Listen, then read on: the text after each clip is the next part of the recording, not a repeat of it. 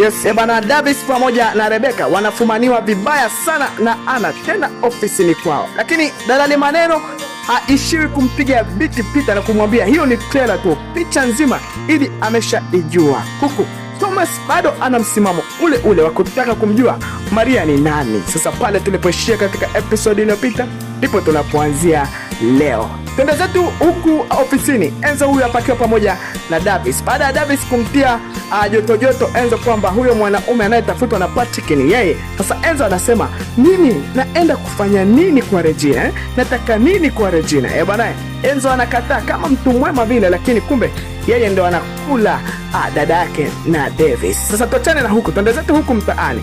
Idi huyu hapa bana anapita, dalali maneno anamsimamisha na kumwambia, hii habari nimeisikia kama ulivyoisikia wewe. Lakini Idi anamkata kauli na kumwambia, umeisikia wapi? Lakini dalali maneno anasema, unataka tena kunibabaisha? Ni kama amini vile kile anachoambiwa na Idi. Idi hataki maneno mengi sana kwa sababu uchunguzi anaufanya peke yake. Sasa turudi huko ofisini. Thomas huyu hapa bana yupo pamoja na Vivian. Msimamo wake ni ule ule, anampenda sana Maria. Sasa leo anampa kazi Vivian na kumwambia, nataka kumjua Maria ni nani. Bwana, Vivian anasema kasheshe. Thomas yakati tamaa, anahisi kama Maria ni mtu mwingine tofauti kabisa baada ya kujua vitu viwili vitatu ambavyo vilikuwa nyuma ya Maria na Maria alikuwa amevihaidi kabisa. Tuachane na huko, twende huko ofisini kwa Ana. Frank huyu hapa bana, baada ya kuja kutaka kujua mwanasheria wa profesa yuko wapi. Sasa Ana anamwambia, and you know what, I'm not supporting you on this and anything related on this. Bwana, Frank anakata tamaa kabisa. Naona kama huyu Ana ni miyeyusho kinoma, kwa sababu yeye ana lengo zuri, lakini Ana ana lengo zuri zaidi yake. Sasa turudi huku gereji. Mtu huyu hapa bana amekaa zake.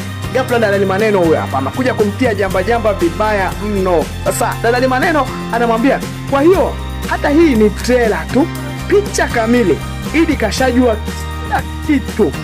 Bwana, Idi kashajua kila kitu. Peter haamini, anabaki tu akiwa ameshikwa na mshangao mkali sana. Itakuwaje kama kweli Peter amejua kila kitu, kwamba mimba aliyoko nayo Sofia ni ya Peter? Hii itakuwa ni mbaya sana kwa sababu Idi ni mshikaji wake wa damu. Sasa tutoke hapa, twende zetu huko ofisini bana kwa kina Davis. Huyu hapa Rebecca amekuja. Vivian huyu hapa bana yuko reception. Kwa hiyo hapa ni Davis, Rebecca pamoja na Vivian. Wakiwa bado wanaongea mkuku. Ana huyu hapa ghafla anatoka zake ofisini. Yuko pamoja na Frank. Ana anasema, what is going on? Bwana, kupiga macho mbele anakutana na sura ya Rebecca akiwa pamoja na Davis.